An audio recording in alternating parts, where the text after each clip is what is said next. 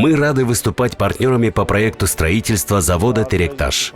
Сегодня сфера строительства активно развивается, и спрос на цемент растет, в связи с чем запуск завода позволит решить вопрос обеспечения необходимым стройматериалом. Важно отметить, что при изготовлении цемента будут перерабатывать золоотвалы ТЭЦ города Бишкек, что также поможет улучшить экологическую ситуацию. Производственная мощность данного предприятия составляет до 1,2 миллионов тонн клинкера в год.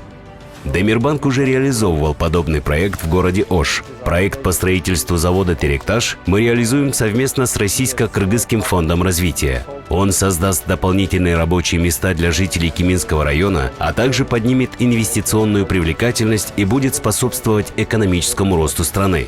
Мы рады быть частью таких важных проектов и со своей стороны продолжим вносить вклад в развитие экономики Кыргызстана.